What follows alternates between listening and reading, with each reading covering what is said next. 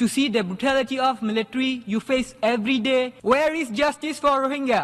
The UN must mobilize resources to empower Rohingya. Long live Arakan! সমস্যা সমাধানে বিশ্বকে বাংলাদেশের পাশে থাকার আহ্বান জানান রোহিঙ্গা তরুণ। We hope that international pressure, international law would end the impunity. But our suffering continues.